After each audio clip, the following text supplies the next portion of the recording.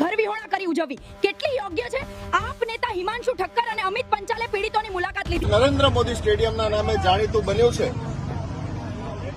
એ મોટેરા વિસ્તારમાં બળદેવનગરની ચાલી ખાતે અહીંના સ્થાનિક રહીશોને મળ્યા. આપ આ જોઈ શકો છો મલબો. વહેલી સવારે અધિકારીઓ આવ્યા અને ફક્ત અડધો કલાકનો સમય આપ્યો અને લગભગ 29 જેટલા મકાનો અહીંયા પાડી દેવામાં આવ્યા છે. આ ભ્રષ્ટ અને ઘમંડી સરકાર જેમણે ખરેખર અમદાવાદ ઊભું કર્યું છે.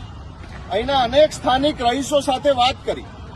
1968 થી એટલે 55 થી પણ વધારે વર્ષથી જે લોકો અહીંયા રહ્યા છે, અનેક નાની મોટી ઘટનાઓના જેઓ સાક્ષી રહ્યા છે, એમને અચાનક મકાન વિહોણા કરી દેવામાં આવ્યા છે.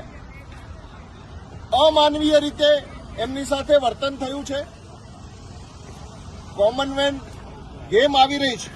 કોમનવેલ્થ ગેમનો કોઈ વિરોધ નથી, પરંતુ કોમન મેનના ભોગે કોઈ પણ કામો ન થવા જોઈએ. આજે આટલા વર્ષોથી અમદાવાદમાં રહ્યા છે, સ્થાનિક લોકો સાથે વાતચીત કરી. એમણે કહ્યું સિંગલ બેન્ચનો ચુકાદો આવ્યો કે આપ ડબલ બેન્ચમાં જઈ શકો છો કે સુપ્રીમમાં જઈ શકો છો. એ લોકો શુક્રવારે ડબલ બેન્ચમાં ગયા છે, જેનો ચુકાદો હવે આવવાનો છે. એટલી પણ ધીરજ તંત્રએ રાખી નથી અને રાતોરાત આ બુલડોઝર લોકો ઉપર ફેરવી દીધું છે. કેટલીય માતાઓ બહેનોની વેદનાઓ અહીંયા સાંભળી. કોઈના ઘરમાં બીમારી છે, કોઈના ઘરમાં પરીક્ષાઓ ચાલે છે, કોઈ હજી ઘર શોધ્યા નથી. સરકાર નવા મકાનો આપવાની છે તે તૈયાર નથી અને ગમે ત્યાં જવા માટે આ લોકોને મજબૂર કરી દીધા છે. આવી રીતે આપણે કોમનવેલ્થ ઉજવવાની છે. મારી વિનંતી છે અમદાવાદના લોકોને, આસપાસમાં રહેતા વિસ્તારના લોકોને, કે જ્યારે આપણા પોતાના ઉપર કોઈ ઉપાધિ આવે ત્યારે જ આપણે જાગીશું.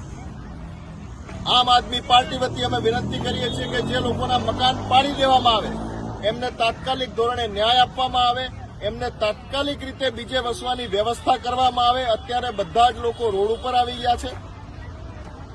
શું આ રીતે આપણે અમદાવાદનો વિકાસ કરવાનો છે? 41 વર્ષ સુધી અહીંના લોકોના કહેવા પ્રમાણે ટીપી ખુલી નથી, તો આટલા વર્ષોથી વિકાસ ક્યાં ગયો? હજારો મકાનો પાછળ બનેલા છે. લોકો બીમાર છે, કોઈના ઘરમાં ખાટલા છે અને લોકોને પોતાની જરૂરી ચીજ વસ્તુઓ કાઢવાનો પણ સમય આપવામાં આવ્યો નથી. ત્યારે ફરીથી ધિક્કાર છે આ સરકારને, આ શાસનને, કે સંપૂર્ણ અમાનવીય કોના ઇશારે બનીને આ કામ કરવામાં આવે છે.